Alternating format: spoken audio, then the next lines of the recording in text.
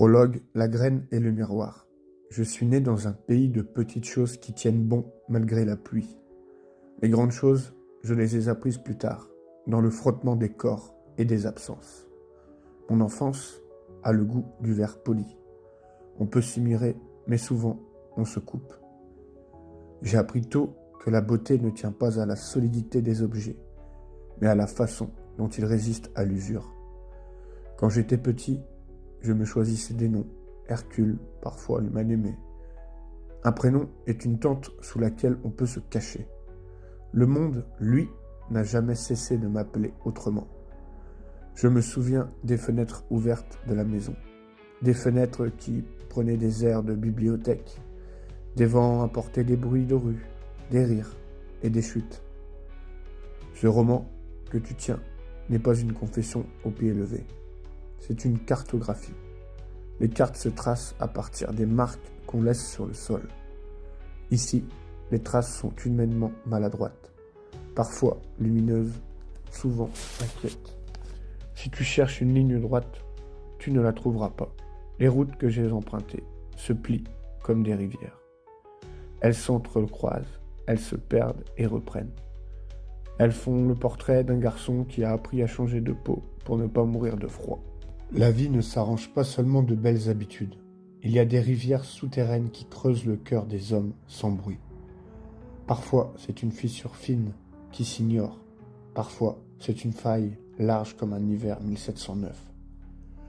J'ai connu des nuits où mes pensées revenaient en écho, qui mordaient, des matins où le goût des choses simples s'effaçait, et des gestes devenus refuges. Certains tendres, d'autres dangereux, pour calmer une mer qui menaçait de briser la digue. La dépression n'a pas de visage unique. Elle peut s'habiller de silence poli, de colère bruyante, de somnolence ou d'hyperactivité. L'addiction, elle, se glisse comme une promesse trompeuse, un soulagement qui revient en dette, une chaleur factice qui consume les murs qui la serrent. Elles sont comme des langues que l'on n'enseigne pas. Elles parlent dans le corps, dans les habitudes, dans les oublis. Celles-là même m'ont appris à connaître mes propres corridors d'ombre et à reconnaître qu'on peut traverser sans s'y perdre définitivement. Ce prologue n'est pas une leçon, c'est une porte entr'ouverte. Je ne viens pas avec des réponses immaculées, mais avec des fragments de cartes froissées, sortis de mes poches mentales. Si ces pages atteignent quelqu'un qui se reconnaît, qui sent la neige dans sa bouche, qui marche en pilote automatique, qui cherche la sortie, alors lis ceci. La mémoire d'un souffle suffit parfois pour recomposer une trajectoire.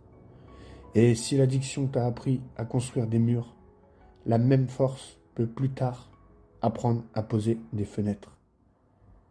Il y a au fond des nuits une lueur qui ne brûle ni ne juge. C'est la possibilité d'un retour, le fragile point où la profondeur devient passage. Je te confie mon passé comme on confie une clé.